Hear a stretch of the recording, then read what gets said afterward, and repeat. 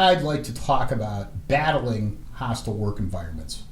And this is just the sheer practicalities of what's going to happen in your hostile work environment, because a hostile work environment is going to result in one of three outcomes. The first outcome will be you will survive it, and you will keep working there, and the hostile work environment will eventually go away. The second outcome is you will survive it long enough to get another job outside of this hellhole that you're in. And the last outcome for this is you don't survive it. You slip up in some way where the company or federal agency or whomever you're working for fires you. They have justification to fire you. So these are important steps, and I represent a number of clients who are going through these hostile work environments. And first, kudos to all of you who are going through one, because going to work every day for some boss that hates your guts or is too cheap to fire you because his unemployment rates will go up is really just a testament to your ability to survive very difficult situations, which is always good in life when you kind of show that kind of strength. But obviously, we hope these are temporary situations, and you want to make the most out of this legally. First thing, never respond in kind to the harassers. So if your boss is making you feel like total crap, ripping apart every single thing you're doing, and then just creating criticism that's just totally not warranted, like, well, if you really cared about this job, you'd be doing this. Sometimes even like if you apologize for something, these hostile bosses, they will just pounce on that. They will say something like, if this happened in a different way, and if I weren't so nice, you'd be out on your ass for doing something like that. So never respond in kind. Always express your criticism to your harassers in terms of things like, I feel let down, or I feel like you don't appreciate X, Y, and Z that I've been doing here. Your boss cannot argue with how you feel. And when you respond in kind, when you say something like, well, Mr. Boss, you're a real a-hole or a real jerk, that's not good for surviving a PIP, because he can write you up. You can't write him up. That's number one. Number two, you always want to mention something like, I'm not quite sure I understand why this is happening. Maybe this is because I'm a woman, I'm gay, or whatever. And it has to be a protected basis from hostile work environments. If you're a Dallas Cowboy fan working in Washington, D.C., and everybody in the office hates you because you're wearing cowboy shirts and have football helmets from Roger Staubach and Troy Aikman all over your desk, the employer's allowed to hate you for that reason, okay? It's only because of a protected characteristic: age, race, religion, gender, disability. In Maryland and in D.C., it's sexual orientation. Now, there is strong case law on this.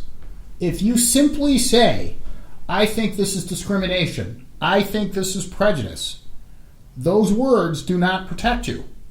There was a jury decision that came out that was just reversed by the Maryland Special Court of Appeals. A plaintiff had $830,000 awarded to him by a jury, and the Court of Appeals, the Special Court of Appeals, threw that verdict out on a retaliation claim because when the plaintiff complained, he said something, this is an abuse of civil rights, this is prejudice, and he didn't list the actual protected basis. And you must do that, otherwise that doesn't count. And the idea here is if you list the protected basis and you survive the PIP, or you should have survived the PIP or the hostile work environment, and you get fired because of that, then you have a very strong retaliation claim. But you're only going to have that if you used the words race discrimination or religious discrimination or age discrimination. It can't just be said in general terms. That's really important. And you not only want to say that, you may want to put that in an email to your boss so that there's no dispute that you said it. Third thing you have to do is keep a diary of every single thing that's happening. Really, really important to do that. If you keep a log, generally a court, a jury, they're going to believe you a lot more than if you didn't and just talked about these things from memory. And you want to keep even the painful stuff, especially the painful stuff. I can give some examples of hostile work environment things that happened or happen all the time. Secretary's Day. Okay, this is a good one.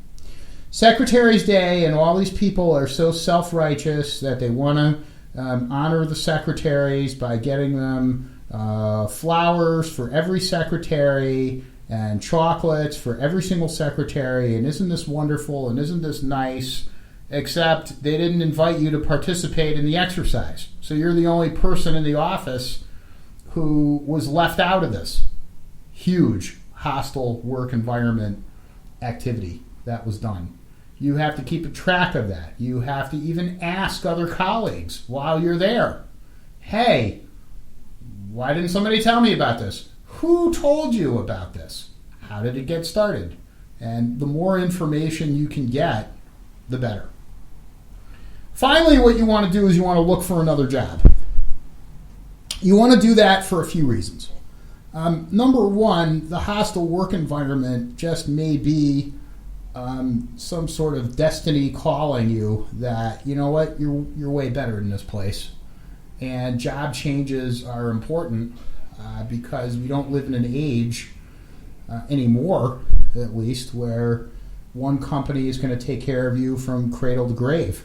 Even federal government, even federal employees switch jobs a lot, go to different agencies, different opportunities, so you want to keep that in mind. And everyone knows that it's always better to get a job when you have a job than when you don't have a job, because the perception is that the person who has a job, who's applying for the next job, is somehow more worthy than the other person who's been fired. Now that may not at all be the reality, but that's at least the way it's perceived. Another reason you want to try to get another job is you want to use this as leverage. You want to be able to walk into your boss's office and say something like, it's been really great here. I appreciate everything the company's done for me. I've received an offer in the last few days with significantly more pay, benefits, and career opportunity. So unfortunately, I'll have to accept that offer. And he's going to probably say something like, good riddance, good luck to you, or some other crap. And you get that other job, and he thinks he's rid of you, but he's not, because then you can sue the company for the hostile work environment that you had to endure.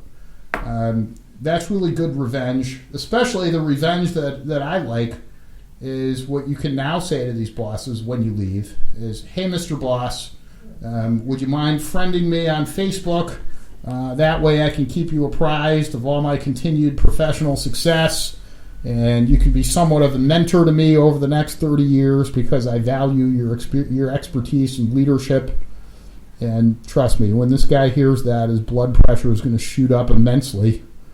And aside of the fact that the best revenge is your own success, if you have an attorney who's helping you navigate this hostile work environment, it's the same thing with the performance improvement plan, your chances of surviving this are really much better. And then you can sue.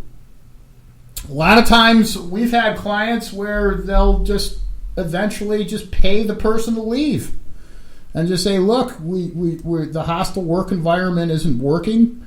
The person's not leaving, and in fact, we're getting letters from his lawyer, and this is not good. So you really, these work situations, the way the economy is structured, you don't want to fumble this. You want to have this professionally done, and you're not alone. This is a common thing for many people whose bosses or whose managers just don't have the people skills or the management skills to really handle these things appropriately. I mean, many people, as many people as there are that can't accept criticism, there's many more that don't know how to give it and don't really know how to explain things to people. And this really shows up in a workplace. But the bottom line here is you want to assert your rights. You want to stand up for yourself. This is a little counterintuitive because people sometimes think the more I stand up for myself in the workplace, the more of a chance they're going to not like me and try to fire me. It's actually quite the opposite. They'll respect you, and they know they're going to be in for a legal battle.